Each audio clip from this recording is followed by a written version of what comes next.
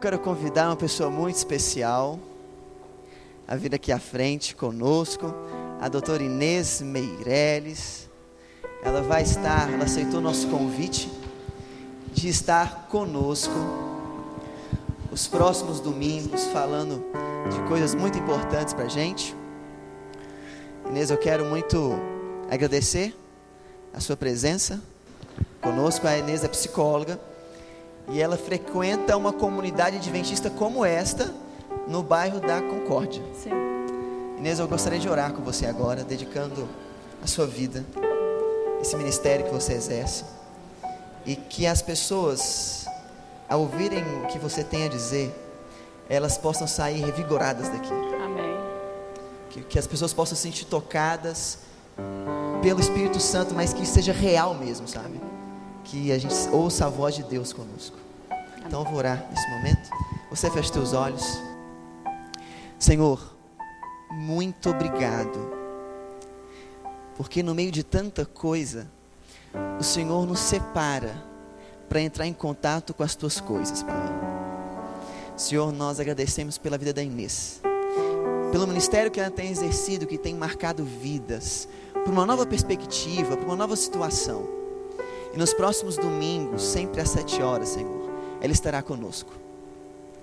Que ela possa ser uma ungida tua quando assumir aqui. E que as palavras dela possam ter poder de alcançar o nosso coração. E que, mesmo que seja dura algumas palavras, mas que seja para a nossa salvação. Nós já sentimos a tua presença e te louvamos por isso. No nome de Jesus. Amém. Amém. Obrigada, Juninho, pela oração, pela recepção. Obrigada pelo convite. Boa noite, igreja. Que Deus seja louvado e engrandecido com a presença de cada um aqui nessa noite. Nós vamos falar durante os 3 próximos domingos sobre as emoções, os sentimentos, aquelas coisas que nos fazem humanos, que nos diferenciam das coisas, dos objetos, que fazem de nós pessoas. Às vezes nós tentamos negar, tentamos disfarçar, tentamos esconder, às vezes nem sabemos lidar com esse nosso lado, mas é isso que faz de nós humanos. E hoje nós vamos falar sobre a depressão.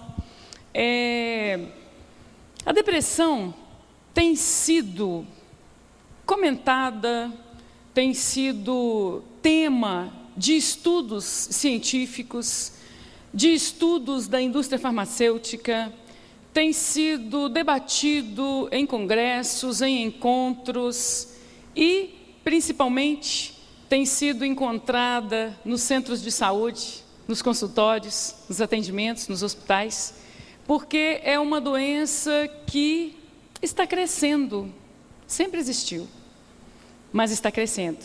A incidência está crescendo. E nós vamos falar um pouco hoje sobre depressão, do ponto de vista científico, psicológico, espiritual também. E vamos tentar entender o que é isso, que dor é essa, que sofrimento é esse. Para começar, quero dizer para vocês que quem nunca experimentou a dor da alma, a depressão, não sabe o que é. E por mais que tente entender, não consegue penetrar na profundidade dessa dor, desse sofrimento. Imagine, compare aí uma dor de dente, uma dor muscular, né, uma dor na coluna, uma dor de cabeça forte. A gente localiza, a gente tenta encontrar o porquê, a gente toma remédio, a gente sofre, a gente se queixa. E essa dor está localizada onde? Na alma, lá no fundo, e dói muito. E somente as pessoas que já experimentaram e as pessoas que trabalham com isso sabem que palavra eu vou usar? A profundidade talvez seja melhor. A profundidade, a intensidade dessa dor. Então vamos falar de depressão. Vamos lá. Eu não vou enxergar lá atrás, né? Então vou ter que olhar aqui.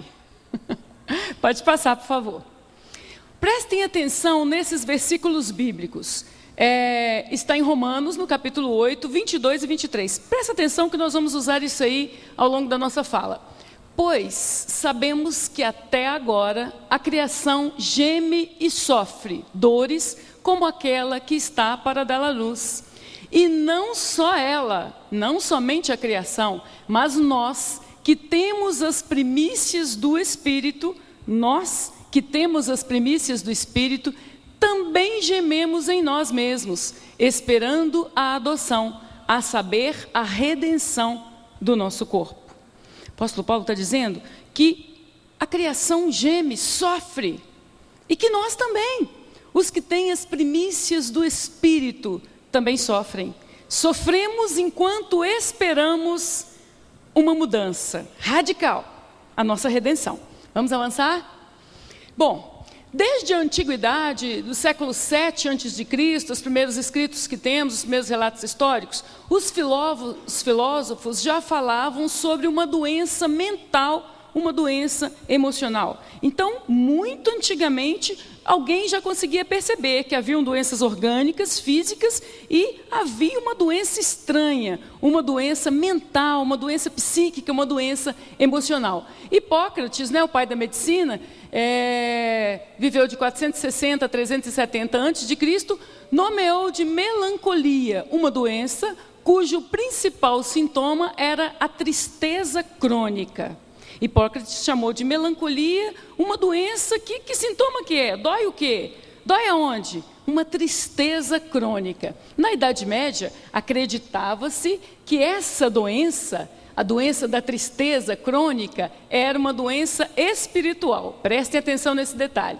No século XIX, a primeira escala diagnóstica foi feita, foi elaborada. A primeira escala diagnóstica psiquiátrica nomeou essa doença de depressão. Então, desde o século XIX, ela passou a ter esse nome, depressão. Vamos avançar. As estatísticas mostram, dados da Organização Mundial de Saúde, da APA, a Associação Americana de Psiquiatria, indica que a depressão hoje ocupa o 4º lugar entre as 10 doenças que mais matam ou incapacitam no mundo. Ei, a gente está falando de uma coisa séria. Entre as 10 doenças que mais matam e incapacitam no mundo, a depressão ocupa o 4º lugar.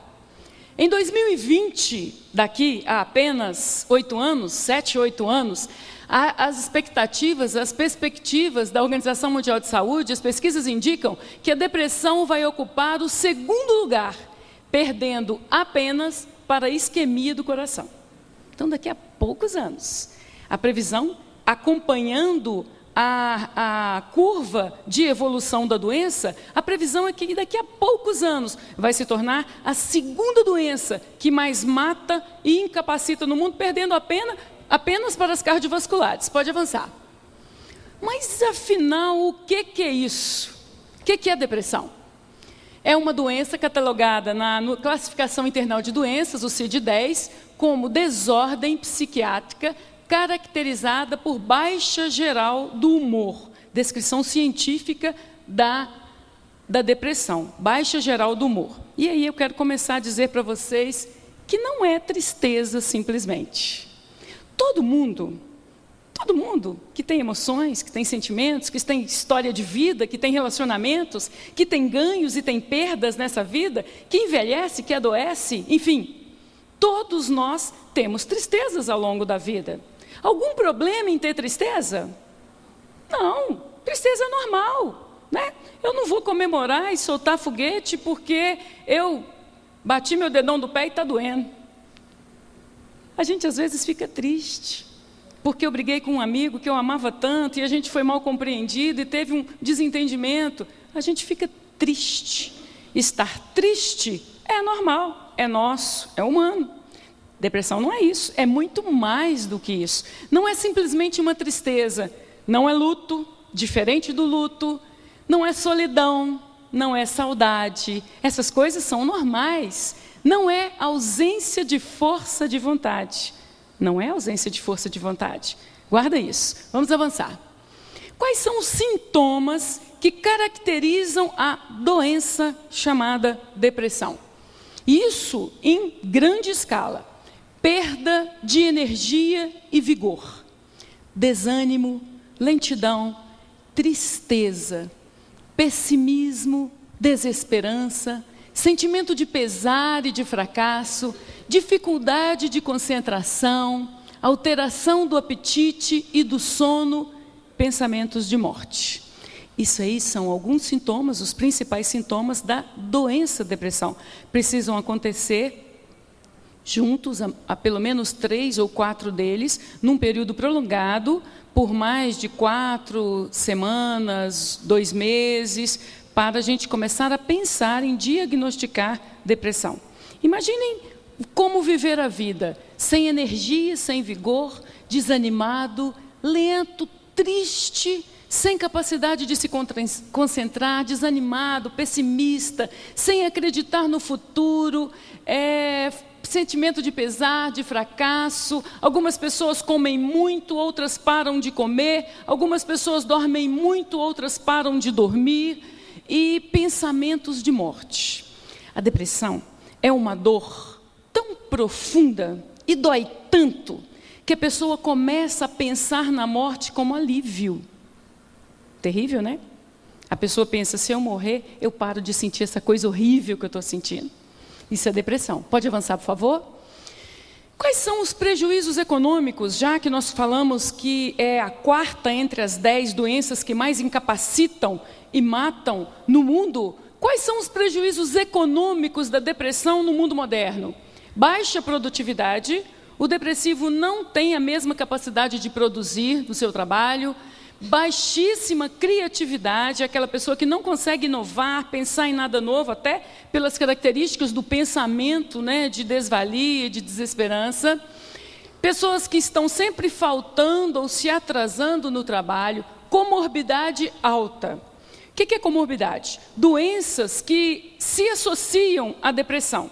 Doenças que acontecem junto e que têm como pano de fundo a depressão. A comorbidade é muito alta.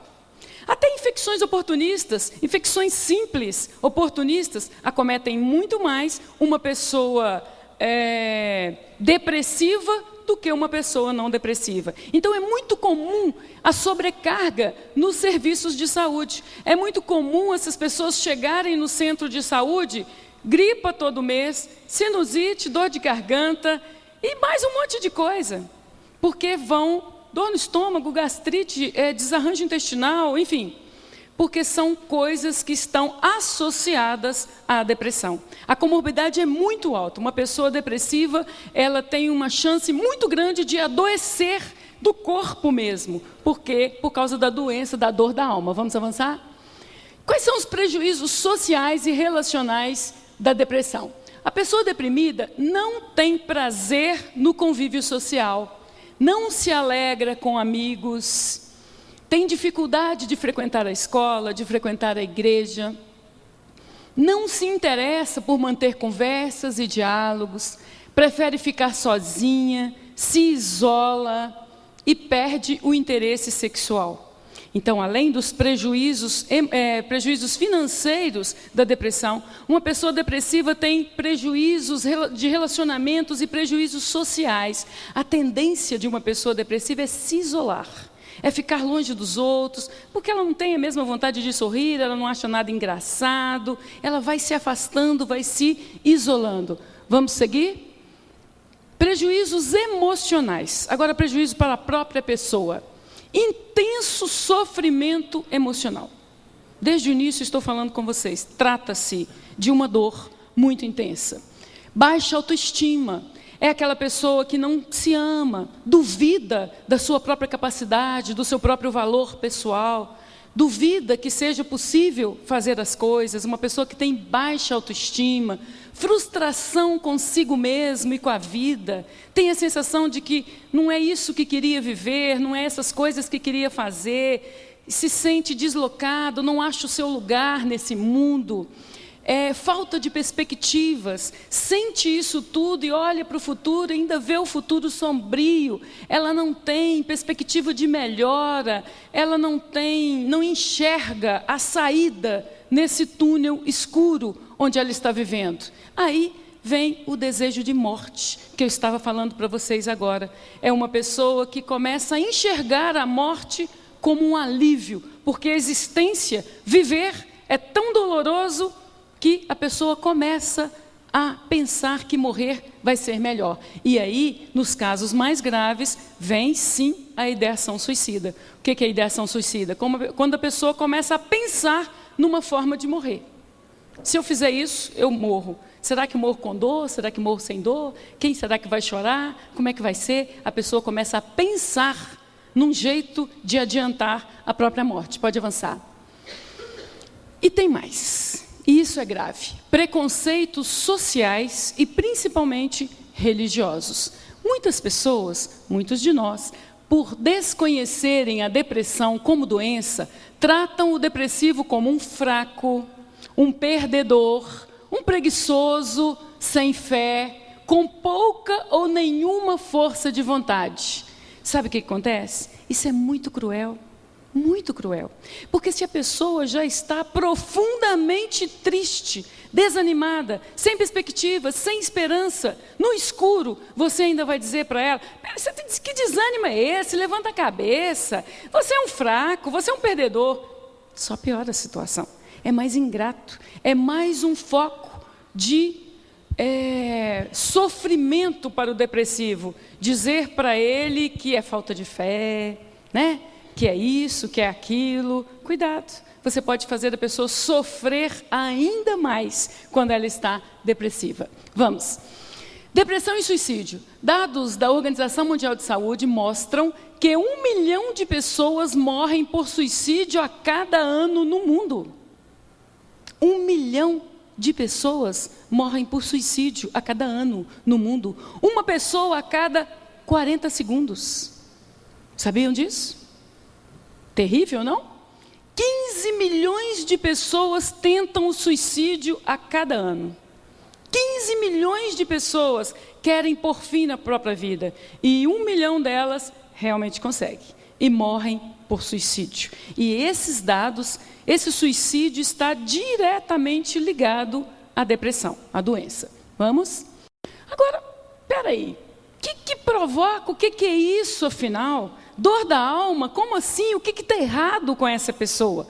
Bom, do ponto de vista orgânico, existe um desequilíbrio da bioquímica cerebral entre os neurotransmissores serotonina, a dopamina e a noradrenalina. Os neurônios, tentem visualizar esse desenho aí, os neurônios estão a uma certa distância um do outro. Essa distância que sobra entre um e outro se chama fenda sináptica. É onde acontece a comunicação dos hormônios, dos neurônios, desculpe. A comunicação elétrica. E nesse meiozinho aí, um neurônio vai produzindo o neurotransmissor, principalmente a serotonina, e o outro neurônio precisa captá-lo. Isso para a gente ter um equilíbrio bioquímico cerebral. O que acontece no depressivo? Esse hormônio que esse neurônio que deveria captar a serotonina, o neurotransmissor, ele não faz isso. Então, a fenda sináptica fica ali cheia de serotonina, esse hormônio não pega e eles são destruídos. O hormônio, o outro que o liberou, recapta isso e uma enzima chamada MAO o destrói. É um desequilíbrio químico cerebral.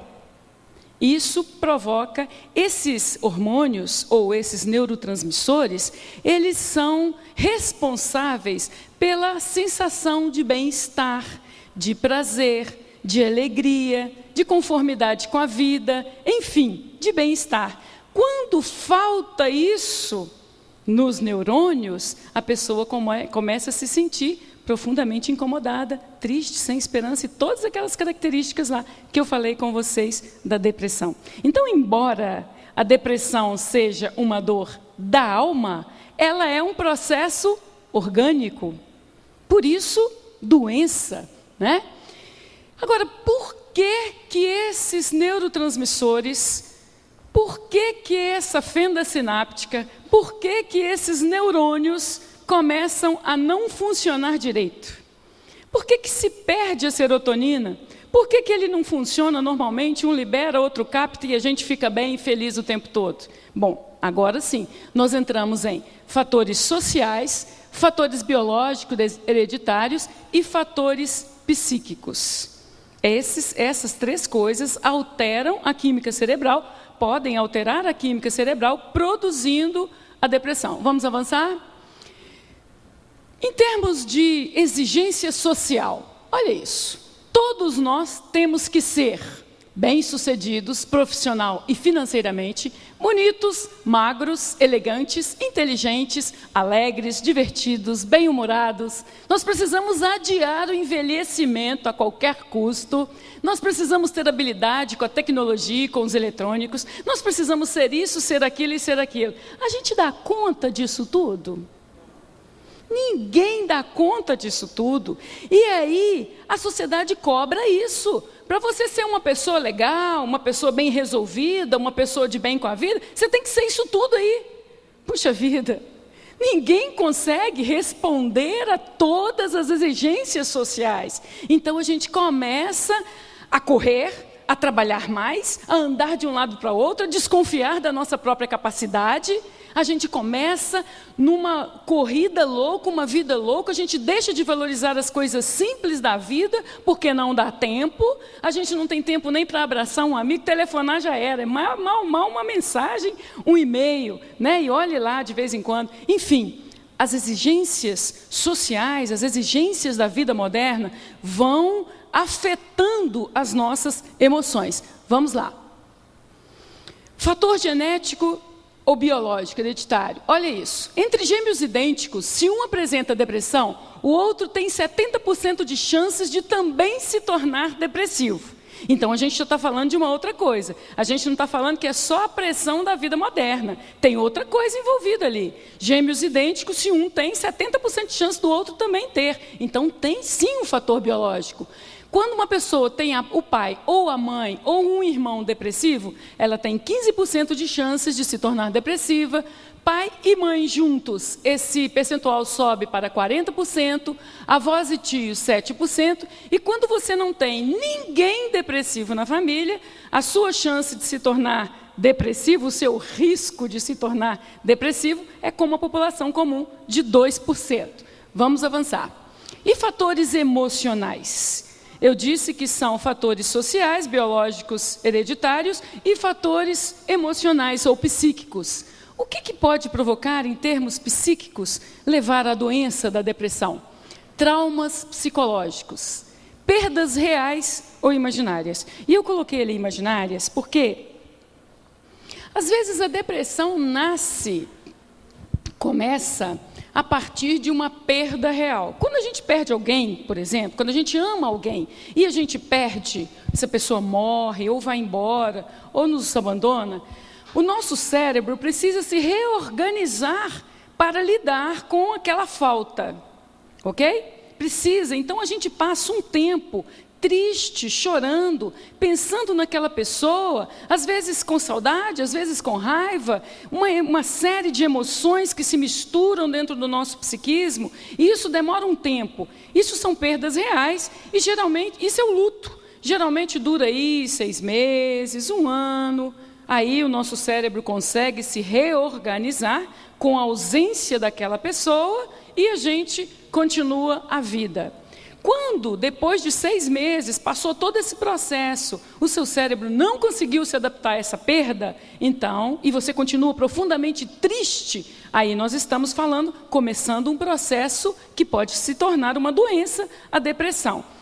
Aí você fala, puxa vida, mas tem gente que não perdeu ninguém, tem gente que está bem de vida, tem gente que é bonito, tem gente que é famoso, e mesmo assim está depressivo. É verdade. Existem outras perdas que doem tanto quanto e desorganizam a vida, que são no outro nível. Não são reais no sentido de serem palpáveis, são perdas de coisas que... perda de sonho, perda de esperança. Já perdeu uma esperança? Dói, não dói? Já perdeu um sonho? Teve que abrir mão de um sonho? Ninguém sabia. Todo mundo que olha para você fala assim, você não perdeu nada, por que você está assim? Mas você sabe, e às vezes nem sabe, né?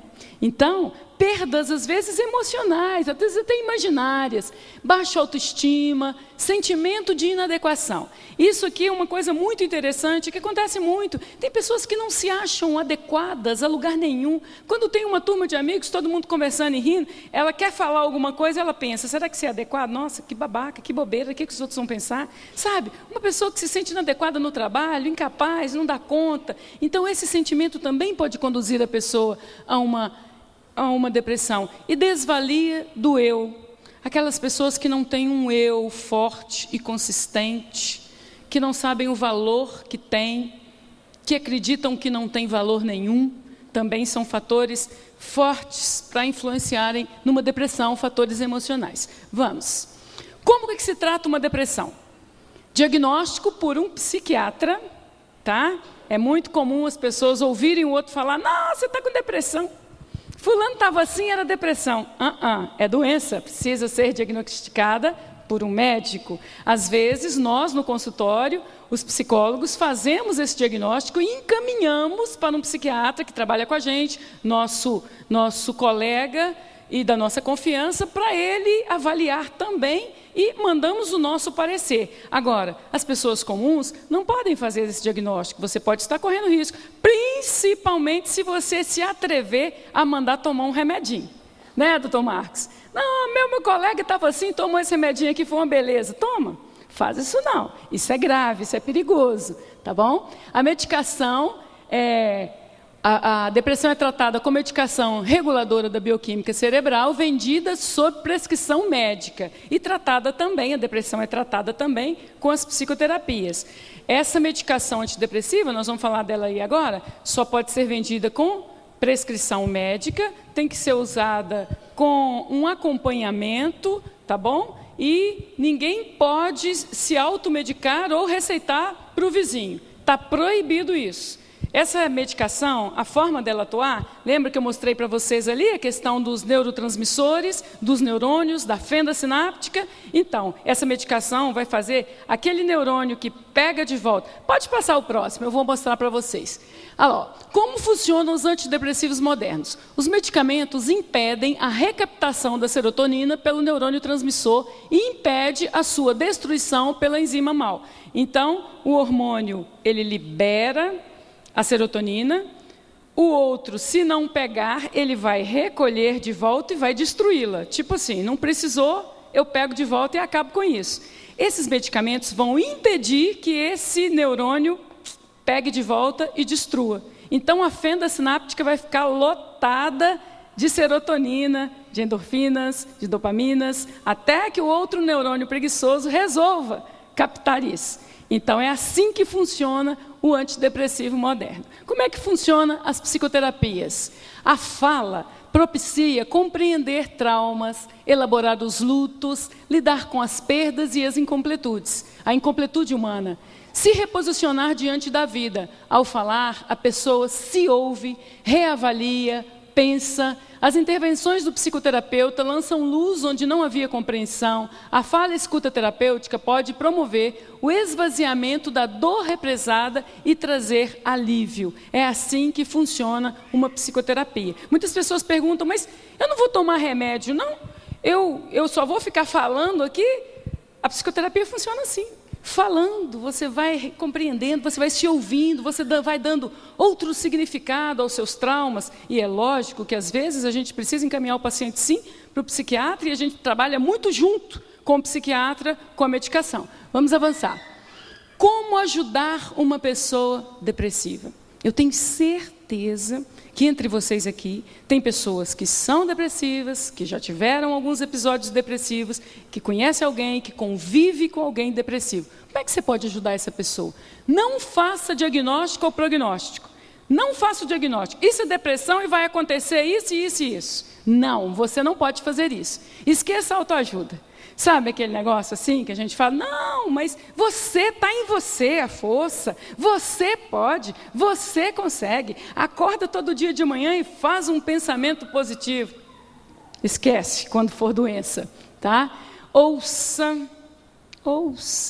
Às vezes o depressivo é aquela pessoa que tem dificuldade de falar, repete muito, é sempre pessimista. Você precisa ouvir. Se você quer ajudar, ouça essa pessoa, sem julgar, acolha, apoie. Leva essa pessoa ao médico, não critica, não julga. Esse não é seu papel. Se você quer ajudar, não faça isso. Leve ao médico, acompanhe o tratamento. É muito comum uma pessoa de tão triste, de tão sem esperança que ela está, ela não toma o remédio direito, ela não vai ao médico direito. Se você quer ajudar, acompanhe essa pessoa. Fale do seu desejo de vê-la melhorar. Seja tolerante. O nosso grande problema, e ligado a vida moderna, que eu estava falando ali, que a gente tem que correr, porque a gente tem que ser isso, tem que ser aquilo. O problema é que a gente não tem paciência. Sabe, a tolerância, uma virtude, a gente perdeu. Perdeu, não dá. Você escuta a pessoa um dia, 2 dias, no terceiro, se ela te liga, você fala, nó, fala que eu saí. Ah, não, vou sair com fulano. Não, nossa, ele é tão para baixo, ele é tão pessimista, não dá. Queridos, se você quer ajudar, tolerância, suporta isso, apoia essa pessoa, acompanha essa pessoa, ouça essa pessoa, senão você não vai ajudar. Vamos lá? Depressão é falta de fé? Será que é?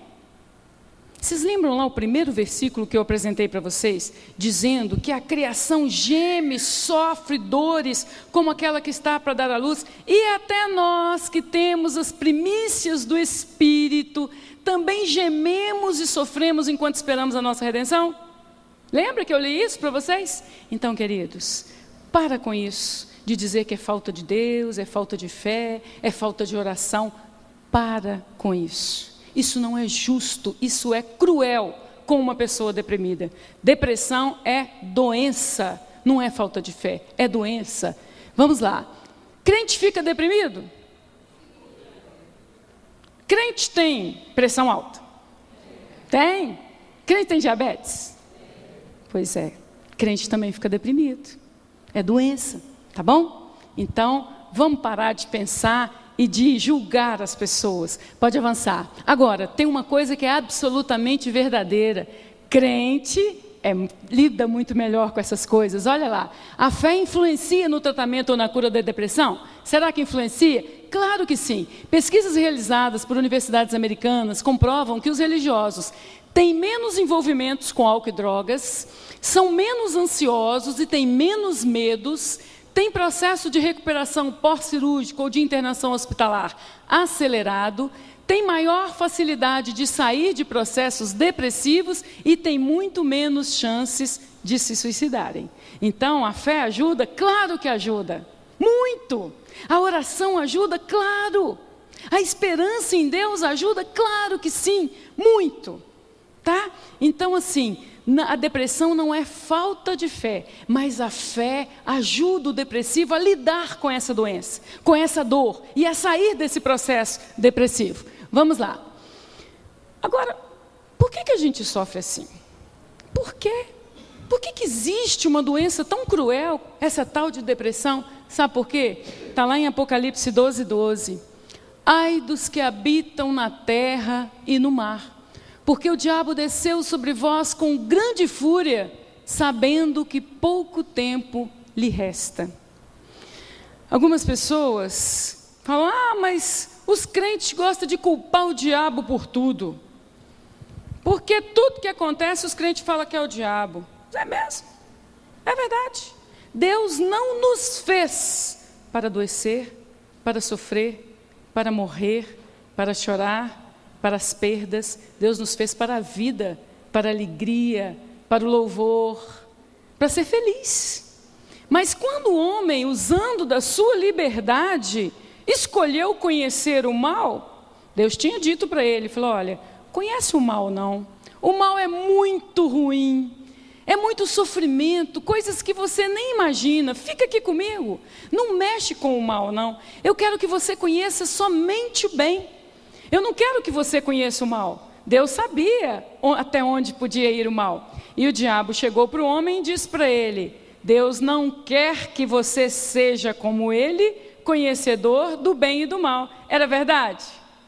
Era. Era verdade. Deus não queria que nós conhecêssemos o mal. Ele queria que a gente conhecesse só o bem. Então, essa parte da fala é verdade. Aí depois ele embolou com a mentira para enganar. Mas essa parte é verdade. Deus não queria que nós conhecêssemos o mal. Mas a gente quis, né? E até hoje, às vezes, a gente quer brincar com o mal, né? A gente quer dar uma namorada com o mal. Então, entrou todo tipo de sofrimento. A culpa é do diabo? É assim. É lógico que ele só pode fazer aquilo que nós deixamos, que nós permitimos.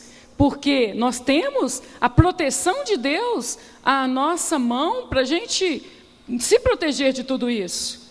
Mas, se nós fizermos as nossas escolhas erradas, né? Então, por que todos nós sofremos? Porque esse mundo está, volta por favor, esse mundo está dominado pelo mal. Só que esse versículo, apesar de trazer uma tristeza muito grande, uma coisa assustadora e até um medo muito grande, ele também traz uma esperança. Sabe por quê? O diabo está irado. Por que ele está irado? Porque ele tem pouco tempo. Amém. Olha que delícia essa promessa de Deus. Ele faz um monte de coisas horríveis, mas ele tem pouco tempo. Vai acabar. Amém? Vai passar. Toda essa dor que a gente sente aqui, doenças físicas, emocionais, todo tipo de dor, vai passar. Pode passar o próximo, por favor. Se você está deprimido, já esteve, olha o que Deus diz para você. Deus está mandando dizer para você, através de Isaías 35, versículo 4. Dizei aos turbados de coração, sede forte, não temais, eis que o vosso Deus virá com vingança. Vingança contra quem? Contra quem promoveu todo esse mal-estar aqui, contra quem fez a gente sofrer tanto assim. Contra o diabo, Deus vai se vingar de todo o mal que ele fez. E Deus vai trazer também a sua recompensa. Ele virá e nos salvará. Amém? Louvado seja Deus. Porque ainda um pouquinho de tempo, e o que há de vir virá, e não tardará. Hebreus 10, 37. Um pouquinho só de tempo, daqui a pouquinho tudo isso vai acabar. Aguenta aí. Procura ajuda, procura tratamento, procura sair desse lugar onde você está e tenha fé, não perca a esperança. Daqui a pouquinho, tudo que está aqui de mal vai ser destruído. E tudo que de bom que há de vir virá. Amém? Última, ele limpará dos olhos toda lágrima. Romanos 8,18. Para mim, tenho por certo que as aflições do tempo presente não podem ser comparadas com as glórias que nos serão reveladas no futuro. O apóstolo Paulo fala que ele tem certeza que as dores que nós sofremos agora não podem ser comparadas com as alegrias que teremos depois. Amém? Louvado seja Deus. Que nós saiamos desse lugar pelo poder de Deus. Se a gente puder ajudar, vamos ajudar as pessoas que sofrem. Vamos compreender essa doença. E vamos dizer ao sem esperança que, olha, Deus vai limpar dos olhos toda lágrima e nós vamos ser felizes, muito felizes. Amém.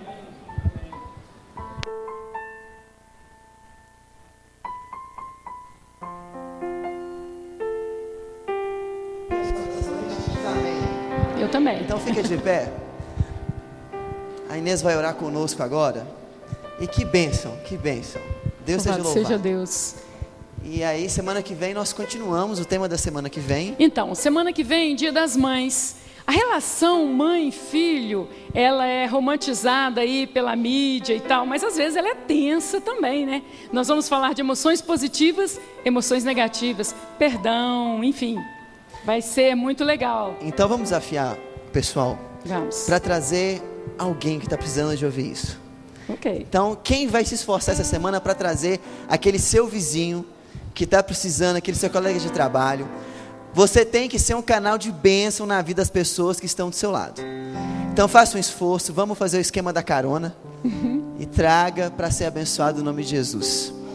Então agora a Inês vai orar conosco e depois nós vamos sair cantando com alegria, porque amanhã, segunda-feira, não vai ser fácil, a gente sabe disso, mas nós estamos mais fortes, eu tenho certeza disso. Amém. Pode orar, Inês. Senhor Deus, te louvamos porque sempre encontramos refúgio nos teus braços. Embora, Senhor Deus, sejam muitas as nossas angústias, embora passemos por dificuldades aqui e disseste que passaríamos, nós sabemos que aos teus pés podemos sempre encontrar alívio. E mais, Senhor Deus, sabemos que a nossa tristeza, a nossa dor, a nossa angústia não é por muito tempo. Amém. Sabemos, Senhor Deus, que Tu estás às portas e te louvamos por isso. Não permita, Senhor Deus, que percamos essa esperança.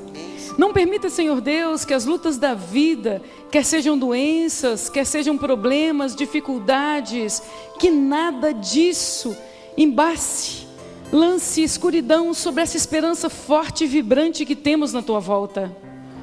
Se há alguém aqui, Senhor Deus, que tem enfrentado a depressão, que tem sofrido com um familiar depressivo, protege, Senhor Deus, abraça, cuida, livra, cura, sara, Senhor Deus, segundo a multidão das Tuas misericórdias.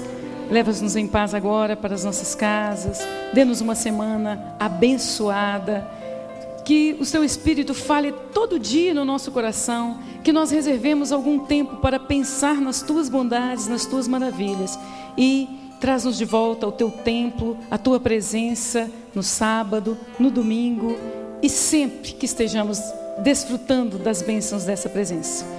Nós Te louvamos e agradecemos por tudo isso, em nome de Jesus. Amém.